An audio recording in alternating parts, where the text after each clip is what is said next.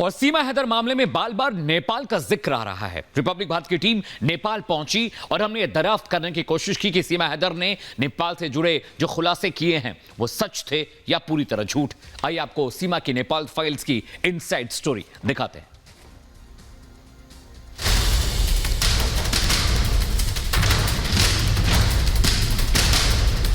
नेपाल में एक हफ्ता, सीमा का आखिरी रास्ता। पाकिस्तान टू नेपाल, सीमा हैदर की पड़ताल। खुल गई जासूस सीमा की नेपाल फाइल्स।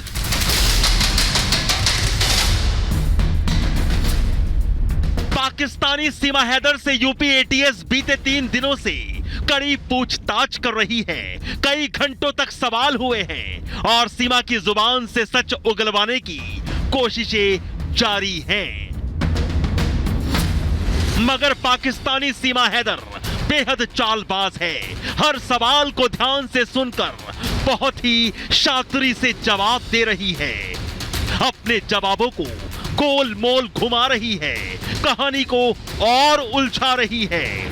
लेकिन सीमा हैदर के इस रहस्य को जानने के लिए रिपब्लिक भारत संवाददाता अनामिका सिंह नेपाल पहुंची है, क्योंकि नेपाल ही वो देश है जहां से पाकिस्तानी सीमा हैदर भारत में घुसपैठ करने की बात मानी है।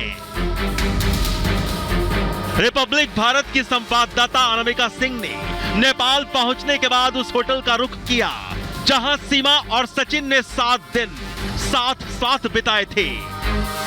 सीमा और सचिन की ओर से शातिराना तरीके से कोई रिकॉर्ड नहीं दिया गया है यहाँ पर। यह अपने आप में जांच का विषय है, क्योंकि आमतौर पर होटल्स की बुकिंग का पहला प्रोटोकॉल ही यही होता है कि आप कहीं जाते हैं होटल में तो अपना पहचान पत्र देते हैं, आधार कार्ड देते हैं, इसके बाद आपको बुकिंग मिलती है। लेकिन यहाँ पर कोई फॉर्मेलिटी नहीं अपनाई गई। अनामिका ने होटल मैनेजर से बात की, सीमा और सचिन से जुड़ी जानकारियां खंगाली। पहले दिन सचिन आके रूम बुक करवाया तो उन्होंने बोला कि दूसरे दिन मेरी बीवी भी आने वाली है, तो दूसरे दिन वो भी आई। वो लोग लग रहे थे सब नई शादीशुदा जैसे लग रहा था, ऐसा अच्छा कुछ डिफरेंट कुछ नहीं था ऐसा। बच्चे साथ में थे उनके? नहीं, साथ में नहीं थे बच्चे। जब वो लोग पहली बार आए थे वो लोग बच्चे नहीं थे साथ में। होटल मैनेजर से बातचीत में पता चला कि सीमा सचिन के एक दिन बाद वहां पहुंची थी, उसके साथ बच्चे नहीं थे। लेकिन यहां सवाल उठता है कि दोनों ने वहां रहने के लिए अपना पहचान पत्र तो दिया होगा। जब हमने वो रिकॉर्ड्स खंगाले तो पता चला कि सचिन ने भी अपनी पहचान छिपाकर नेपाल में वो 7 दिन बिताए।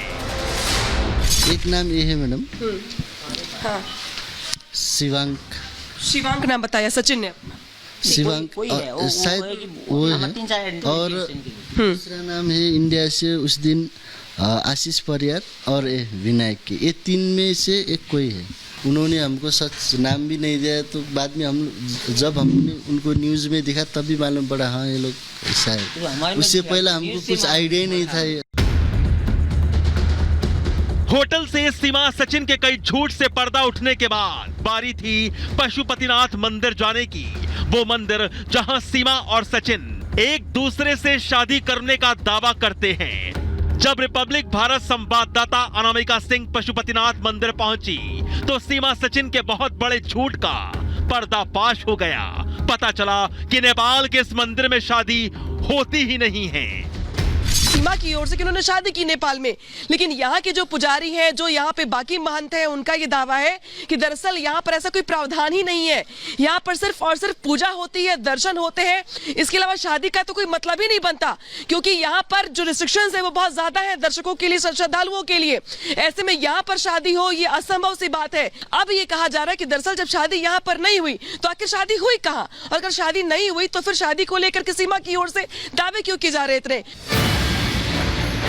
मतलब साफ है, सीमा हैदर और सचिन ने नेपाल के होटल में रहने के दौरान 7 दिनों में पूरा प्लान तैयार किया कि कैसे भारत में एंट्री लेनी है, वहां रहकर रेकी की कि किस रास्ते से सीमा इंडिया आ सकती है। सीमा पर भारत में जांच जारी है, अगर वो जासूस पाई जाती है तो उसे डिपोर्ट किया जा सकता है। Bureau report, Republic Bharat.